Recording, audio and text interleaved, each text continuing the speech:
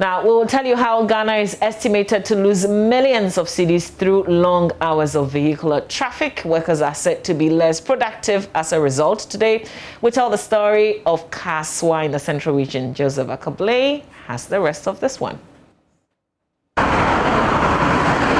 Between the hours of 9 and 10 a.m., the roads leading to Kasoa are simply free of vehicular congestion.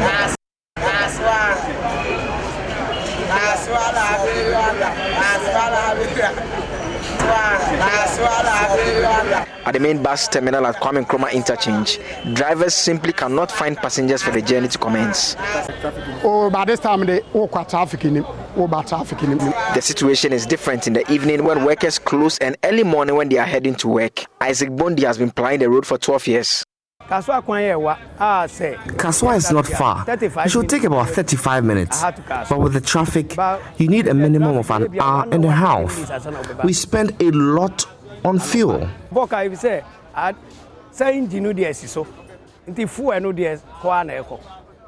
Transport analyst Dr. Ernest Ajiman believes rail can be an option. So people are already desirous to have a change in the inefficient status quo that we have from the trotro-dominated public transit to a mass transit, provided it's going to not crawl in traffic like President Dayelolo is doing. But I guess rail will not have any issue with traffic. So then I think that's something that people will be willing to switch and use. The central regional town of Kasoa is home to more than 370,000 people. It is approximately 30.9 kilometers by road from the capital of Accra, and depending on the traffic situation, it can be a journey completed in 56 minutes or at good times 35 minutes. During peak traffic hours, one can expect a minimum of 2 hours travel time.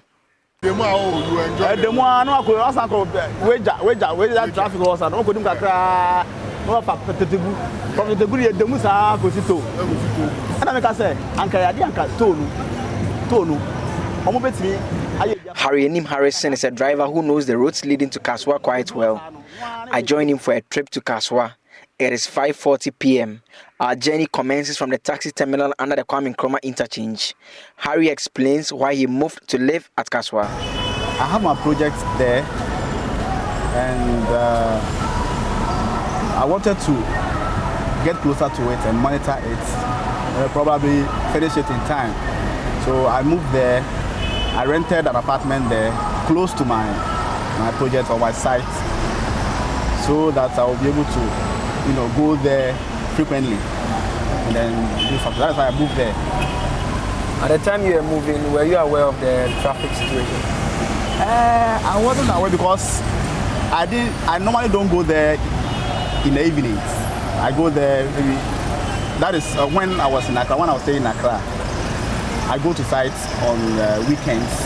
That is those times when it's traffic free. That is when I go there. I don't go there in the evenings like this. So I didn't know there was this huge traffic on Kasoa route. And eventually, when you found out that there was traffic, were you shocked? Yes, I was really shocked because as a driver, I've been going through traffic situations, but not as huge as that of Kasoa. So I was just, but what can I do? There's nothing I can do because definitely I will live there, so I have to bear with it.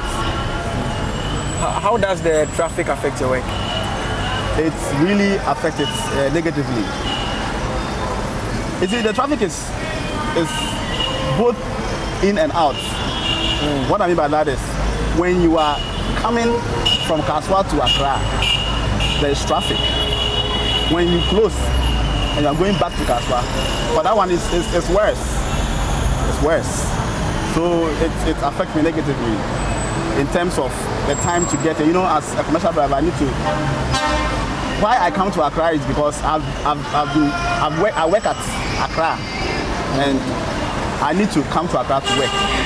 So if you don't come early to Accra, by the time you get to Accra, passengers, especially office passengers who will be going, who want taxis to go to their worksite, they would have gone before your arrival. So you have to come very early. As early as what time? For me, I wake up around 3 a.m. In a week, can buy like 200, 250 Ghana cedis. Do you think if not for the traffic, you could have been buying less? Yes, because if not the traffic, if there's no traffic, you just go through easily, and in no time you get to Kasoa. But because of the traffic, you stop, you remain in the traffic, especially when the traffic is huge, you will spend much fuel. Harry, like other drivers who use the road, have their own views on the cause of the congestion. You know, Kasoa is a very populated area. It's densely populated. I don't know why people are moving to Kasoa in their numbers. People are moving to Kasoa in their numbers. And you know, Kasoa, it's, when you say Kasoa, the cars that move from here to Kasoa, not all of them go to Kasoa. You know, some branch, some are at Weja, some go to Malam. My journey with Harry, which commenced at 5:40 p.m., ends at 7:40. We finally get to our destination. It's been almost like 2 hours, and as you can imagine, it's quite frustrating.